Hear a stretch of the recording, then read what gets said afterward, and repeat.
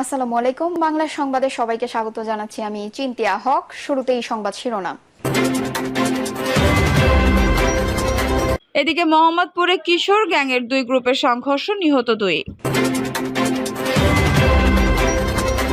জানিয়ে দেবে, এখন পুরনো ধারার রাজনীতি করার সুযোগ নেই বলছেন অ্যানি। জানাবো, সরকারকে ডাবল ইঞ্জিনের গতি আনতে হবে বলছেন সাইফুল হক। এবং সর্বশেষ জানাবো, রাজনীতি বন্ধের বিপক্ষে ছাত্র সংগঠনগুলো। দর্শক, শুনছিলেন সংবাদ শিরোনাম, এখন বিস্তারিত। মোহাম্মদপুরে কিশোর গ্যাংয়ের দুই গ্রুপের সংঘর্ষ, নিহত দুই। রাজধানীর মোহাম্মদপুর কিশোর গ্যাংয়ের দুই গ্রুপের সঙ্গে দুই নিহত ও বেশ কয়েকজন আহত হয়েছেন। নিহতরা হলেন নাসির বিশ্বাস ও মুন্না। নিহত মুন্নার গ্রামের বাড়ি পটুয়াখালী গালাচিপা এলাকায়, তবে তিনি নানির পরিবারের সঙ্গে মোহাম্মদপুরের শঙ্করে থাকতেন। বাবার নাম বাবুল। মুন্নার 2.5 বছরের একটি মেয়ে রয়েছে। অন্যদিকে নাসির মাদারীপুরের কালকিনি উপজেলার বাড়ি গ্রামের শাহ আলম বিশ্বের ছেলে। রায়ের বাজার বৈরখালী এলাকায় পরিবারের সঙ্গে থাকতেন। স্থানীয়রা জানান, সন্ধ্যা 7:30টার দিকে রায়ের বাজার এলাকায় কিশোর গ্যাং লিডার অ্যালেক্স ইমনের নেতৃত্বে কিশোর গ্যাং গ্রুপের 1.5 শতাধিক সদস্য কবরস্থানের ভেতর থেকে 3-4 জনকে ধরে নিয়ে আসে আজিজ খান রোডে। এ সময় 3 জনকে এলো পাতাড়ি কোপাতে থাকে। কিছুক্ষণের মধ্যে নাসির ও মুন্না ঘটনাস্থলেই মারা যায়। বাকি কয়েকজনকে আশঙ্কাজনক অবস্থায় হাসপাতালে নিয়ে যাওয়া হয়। এই ঘটনায় শাহিন নামে এক যুবক সহ আরো প্রায় 8 থেকে 10 জনকে জাতীয় হৃদরোগ ইনস্টিটিউট ও সরওয়ার্দী হাসপাতালে আশঙ্কাজনক অবস্থায় ভর্তি করা হয়েছে। স্থানীয়রা আরও জানান, কিশোর গ্যাং চক্রের মূল হোতা অ্যালেক্স ইমন এই এলাকার চুরি, ছিনতাই, মাদক ব্যবসা ও চাঁদাবাজির সঙ্গে জড়িত। এর আগেও বেশ কয়েকজনকে কুপিয়ে হত্যা করা হয়েছে। সম্প্রতি র্যাবের সোর্স হিসেবে কাজ শুরু করে পুরো এলাকায় ত্রাসের রাজত্ব তৈরি করে রেখেছে। নাসিরকে হাসপাতালে নিয়ে আসা শাওন আহমেদের বলেন, আমি আর নাসির দুজনে মোটরসাইকেলে যাচ্ছিলাম। নাসির সাদেক খান আড়াতের সামনে নেমে 3 রাস্তার মোড়ে যাওয়ার সময় দেখিয়ে ধারালো অস্ত্র নিয়ে একটি গ্রুপ দৌড়াদৌড়ি করছে। তারা পেছন থেকে তাকে এলোপাতাড়ি কোপানো শুরু করে। এর মধ্যে নাসির মোটরসাইকেল থেকে নেমে দৌড় দিলে তাকে ধরে এলোপাতাড়ি কোপাতে থাকে। আক্রমণকারীরা তাকে জবাই করতে গেলে আমি একজনকে ধরে ফেলি। তখন দুজনেই পড়ে যায়। ঘটনাস্থলে পুলিশ আসলে তারা পালিয়ে যায়। পরে নাসিরকে উদ্ধার করে ঢাকা মেডিকেল নিয়ে যায়। চিকিৎসাধীন অবস্থায় রাতে মারা যায়। নাসির রাজমিস্ত্রির কাজ করত। নিহতের নাসিরের বড় ভাই ইসলাম বিশ্বাস বলেন, নাসির নির্মাণাধীন কাজে লেবার সুপারভাইজারের কাজ করত। বিকেলে বাসা থেকে বের হলে খবর পায় সন্ত্রাসীরা তাকে কুপিয়েছে। পরে ঢাকা মেডিকেল হাসপাতালে নিয়ে গেলে চিকিৎসক তাকে মৃত ঘোষণা করেন। মুন্নার বাবা বাবুল বলেন, 9 মাস বয়সে মুন্নার মা মারা গেলে নানির সঙ্গে মোহাম্মদপুর শঙ্কর এলাকা থাকতে শুরু করে। সেখানে বড় হয়ে বিয়ে করেছে। তার 2.5 বছরের একটি মেয়ে রয়েছে। তিনি বলেন, মুন্নার বয়স 5 বছর হলে তিনি গ্রামের বাড়ি পটুয়াখালীতে বিয়ে করেন। সেখানে আরও 2টি সন্তান হয়। তবে মুন্নার সঙ্গে সবসময় যোগাযোগ ছিল। একদল লোক তাকে কুপিয়েছে, এমনটা শুনে হাসপাতালে গিয়ে মৃত অবস্থায় দেখতে পান। তবে কি কারণে মেরেছে সেটি বলতে পারেননি। মোহাম্মদপুর থানার ভারপ্রাপ্ত কর্মকর্তা ওসি আলী ইফতেখার হাসান বলেন, জানান, দুই গ্রুপের মধ্যে সংঘর্ষের মুন্না ও নাসির নামে 2 জন নিহতের খবর পেয়েছি। মুন্নার নামে মারামারি সহ 7 থেকে 8টি মামলা রয়েছে। নাসিরের বিষয়ে খোঁজ পায়নি। কি কারণে হত্যার ঘটনা ঘটেছে তদন্ত চলছে। এখন পুরনো ধারার রাজনীতি করার সুযোগ নেই বলছেন অ্যানি। এখন আর পুরনো ধারার রাজনীতি করার সুযোগ নেই বলে মন্তব্য করেছেন বিএনপির যুগ্ম মহাসচিব শহীদুদ্দিন চৌধুরী অ্যানি। শহীদুদ্দিন চৌধুরী অ্যানি বলেন, সময় পাল্টেছে, এখন আর পুরনো ধারার রাজনীতি করার সুযোগ নেই। সবাইকে নতুন বাংলাদেশে গড়ার জন্য নতুন ধারার রাজনীতিতে যুক্ত হতে হবে। নতুন যারা রাজনীতিতে এসেছে তাদের জোরালো ভূমিকা রাখতে হবে। বিগত সরকারের পেটুয়া বাহিনীর মতো হলে চলবে না।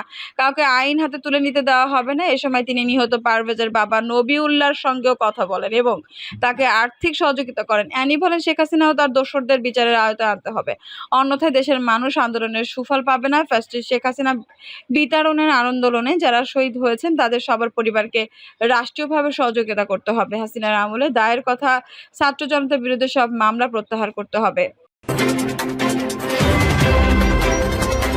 সরকারকে ডাবল ইঞ্জিনের গতি আনতে হবে বলছেন সাইফুল হক।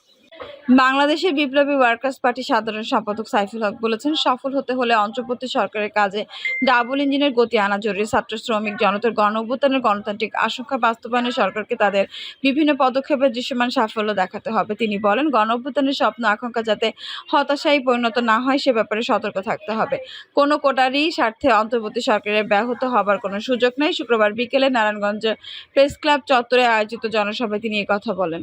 সাইফুল হক বলেন, ছাত্র শ্রমিক জনতার গণঅভ্যুত্থানের রাজনীতি পরাজিত ফ্যাসিবাদী শক্তি নানা ইস্যুতে চেহারায় ফিরে আসার চেষ্টা করছে।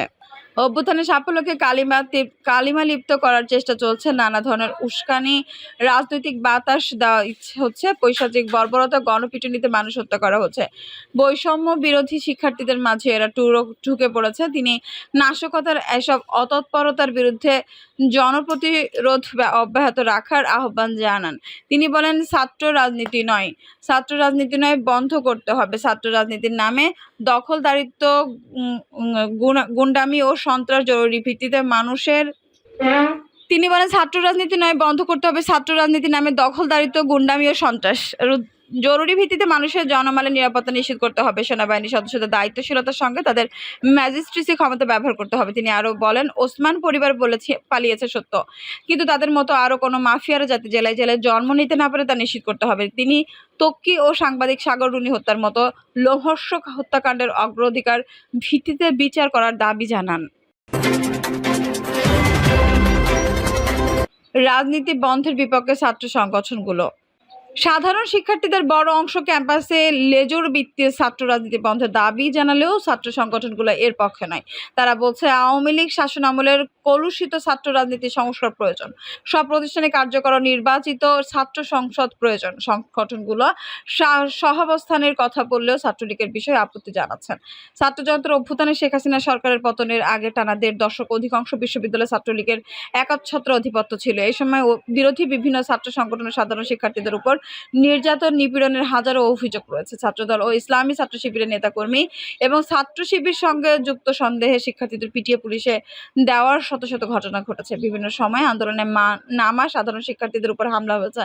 সরকার পতনের পরেও নিপীড়ন বন্ধ হয়নি শিক্ষা প্রতিষ্ঠানে। পুরো ঘটনা এবং জুলাই আগস্টের গণহত্যার জন্য ছাত্রলীগ নেতাকর্মীকে দায়ী করে বিভিন্ন স্থানে মারধর ও হেনস্থা করা হচ্ছে। জাহাঙ্গীরনগর বিশ্ববিদ্যালয় ছাত্রলীগের সাবেক সাংগঠনিক সম্পাদক শামীম আহমেদ ওরফে শামীম মোল্লাকে পিটিয়ে হত্যা করা হয়েছে কয়েক বছর আগের নির্যাতনের সম্পৃক্ততার অভিযোগে। চোর অপবাদ দিয়ে ঢাকা বিশ্ববিদ্যালয়ের তোফাজ্জল হোসেনের নামে এক যুবককে ফজলুল হক মুসলিম হলে বর্বর নির্যাতনের খুন করা হয়েছে। এদিকে আওয়ামী লীগের পতনের পর ১.৫ দশক বিতাড়িত অবস্থায় থাকা ছাত্র দল ও শিবিরের নেতাকর্মী বৈধ বরাদ্দ ছাড়াই হল ছাত্রাবাসে উঠে পড়েছেন। ছাত্রলীগের দখলে থাকা কক্ষের দখল নিয়েছে তারা। এসব ঘটনার পরিপ্রেক্ষিতে গত বৃহস্পতিবার ঢাকা বিশ্ববিদ্যালয়ের সিন্ডিকেটের সভায় পরবর্তী সিদ্ধান্ত না দেওয়া পর্যন্ত শিক্ষক, শিক্ষার্থী, কর্মকর্তা, কর্মচারীদের রাজনীতি বন্ধ রাখার সিদ্ধান্ত হয়। কমিটির মাধ্যমে রাজনীতির রূপরেখা তৈরি করে ফের অনুমতি দেওয়া হবে বলে জানানো হয়েছে। এইসব সিদ্ধান্তকে অগণতান্ত্রিক বলে আখ্যা দিয়েছে ছাত্রদল সহ বিভিন্ন ছাত্র সংগঠন। এ বিষয়ে সরকার পতনের পর নীরব হয়ে যাওয়া আওয়ামী লীগপন্থী শিক্ষকদের সংগঠন নীল দল ও ছাত্রলীগের বক্তব্য পাওয়া যায়নি। ঢাকা বিশ্ববিদ্যালয়ের প্রাক্তন শিক্ষক অধ্যাপক আবুল কাশেম ফজলুল হক বলেছেন, ছাত্র রাজনীতি এতটা পচে গেছে যে তা সাময়িক বন্ধ রাখা উচিত।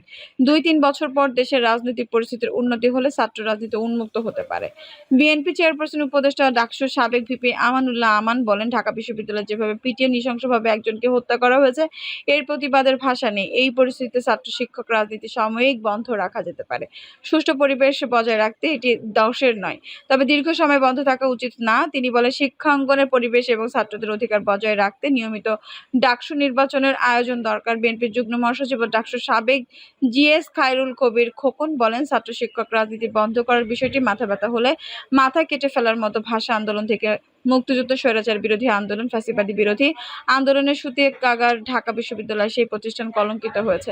বর্বর হত্যা এর পেছনে ষড়যন্ত্র উদ্ঘাটন করতে হবে। এই ঘটনায় ফ্যাসিবাদের দোসর ও ছাত্রলীগের মদদ এবং অংশগ্রহণ রয়েছে। বাংলাদেশের কমিউনিস্ট পার্টি বাংলাদেশ সাবেক সভাপতি ও ডাকসুর সাবেক ভিপি মুজাহিদুল ইসলাম সেলিম বলেন, ছাত্র রাজনীতি বন্ধ খুবই ভালো সিদ্ধান্ত। ছাত্র রাজনীতি বন্ধ খুবই ভুল সিদ্ধান্ত এবং মৌলিক অধিকারের পরিপন্থী। আইয়ুব খান তা বন্ধ করেছিল। দেশে যখনই স্বৈরাচারের শাসন থাকে তারা বলে রাজনীতি অনিষ্টের মূল।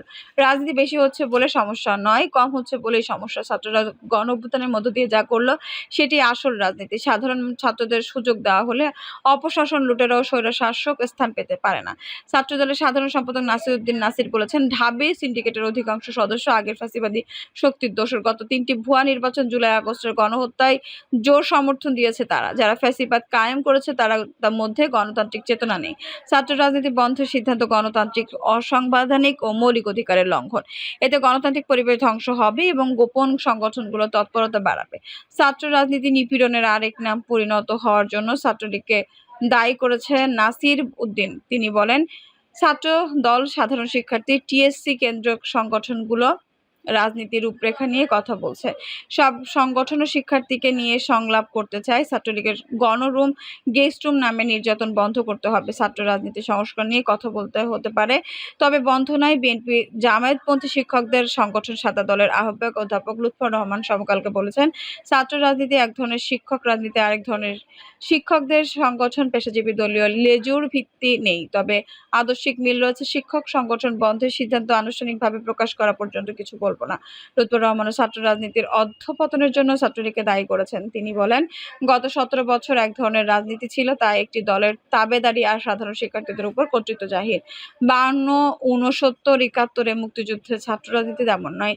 যারা ঢাকা বিশ্ববিদ্যালয়ের ছাত্র রাজনীতিকে খারাপ জায়গায় নিয়েছে, তাদের রাজনীতি বন্ধ হওয়া একরকম, তবে সাধারণ অর্থে ছাত্র রাজনীতি বন্ধের পক্ষে নয়। রাজনীতির লেজুর ভিত্তির নয়, শিক্ষার্থী বান্ধব হওয়া উচিত। মন্তব্য করে লুৎফর রহমান বলেছেন, শিক্ষার্থীদের গেস্ট রুমের কথা বলতে গিয়ে সিন্ডিকেট সিনেট থেকে ওয়াক আউট করেছি। ছাত্রদের প্রয়োজন পাশে দাঁড়িয়েছি। আমরা মুক্তিযুদ্ধ চেতনা, ধর্মীয় মূল্যবোধকে ধারণ করি। এই আদর্শে যে দল থাকে তাদের সমর্থন করি। দর্শক, এই ছিল এখনকার সর্বশেষ সংবাদ। নিউজটি ভালো লাগলে অবশ্যই একটা লাইক দিন, কমেন্টে আপনার মূল্যবান মতামত জানান। সবসময় আমাদের পাশে থাকতে সাবস্ক্রাইব করে বেল বাটনটি অন করে রাখুন। ধন্যবাদ।